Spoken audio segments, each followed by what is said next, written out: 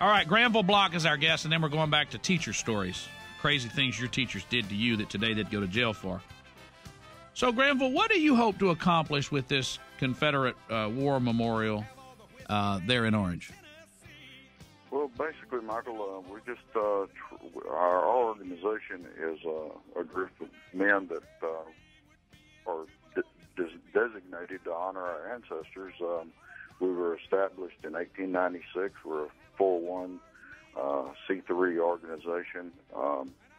We have we're set up. Our organization was established in 1896 by the original United Confederate Veterans. And they knew that they were all going to pass away eventually, and they wanted us to preserve their memorials and to protect and defend the honor of their names. And that's basically all that we do. And we don't have a fight with anybody unless they want to say that our ancestors were bad people, and they weren't. They had honorable intentions by withdrawing during the war, and we stand behind that. So our memorial is going to be there to honor those men, the flags that they fought under, and hopefully there'll be more than even what I've planned on. I wouldn't mind eventually having, besides the memorial and the flags and the bricks that we intend on putting now, some other educational plaques and information that will allow the public to actually get a true history of the war. Just the war?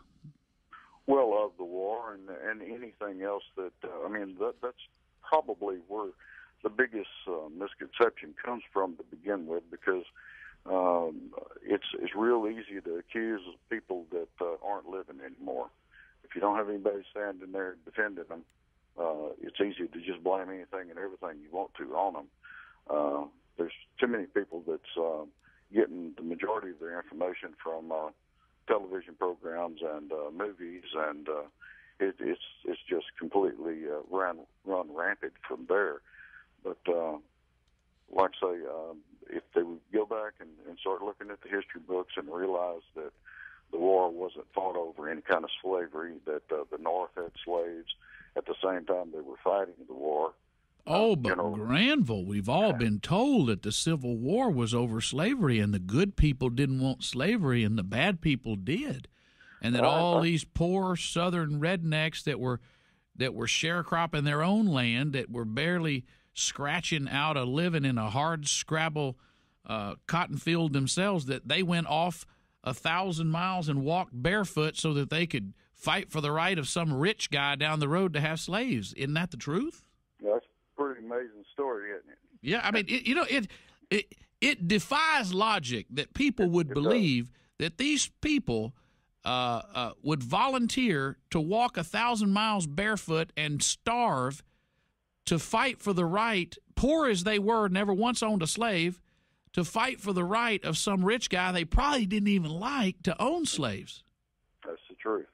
And, the funny thing, when you look at the agricultural economy of the South in the 1830s, 40s, 50s, and then, of course, the 60s when the Civil War was fought, if you look at the competition that was provided by slave labor to the guy trying to eke out a living on his own plot, they didn't care for slavery. It didn't do them any good. They didn't prosper from it. That's true. And that they'd go off and die for it is just crazy. It is. It's crazy. And then, and like I say, to even consider that the war is being fought over slavery whenever the people that's fighting you have slaves kind of opens up your eyes a little bit. To realize that General Grant actually owned slaves all the way to the end of the war, all the way to 1865, and had a newspaper reporter ask him why he hadn't released his slaves at that time. And he basically told them, good help is hard to find. I know you've heard that saying before. Mm-hmm. That's where it came from. There's a lot of issues that would really kind of put all of these false beliefs in the right perspective. Good for you, Granville. Good for you. Thank you, Michael.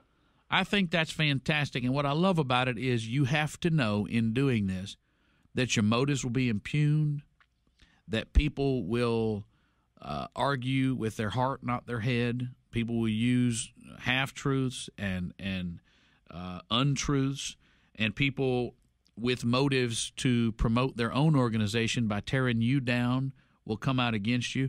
Let me ask you from a procedural question. Granville Block is our guest. He's building a Confederate War memorial in Orange, Texas, on I-10. I saw these comments that were passed around that I think Gary Stelly had written it, that the city of Orange the city council is trying to fight you on this, on your own property. Is that right?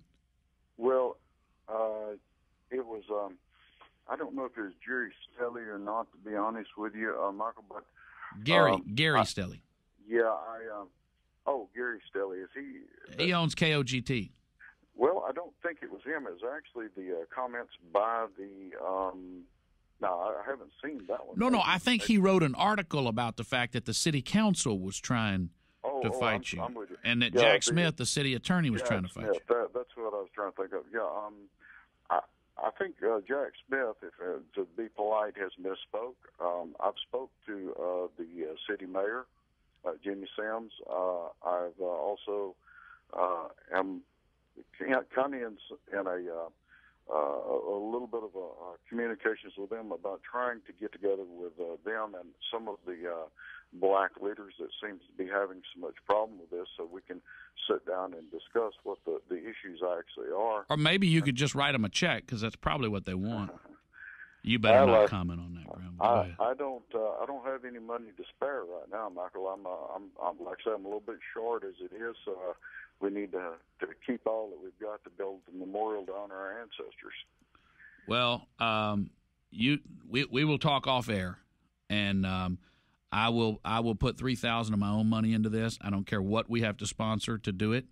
I'm happy to do that, and I'll raise you another 10. I'll come in and do a concert there and raise you another 10 if you're short on cash. This should be done, and it will be done. And how much did you pay for the dirt?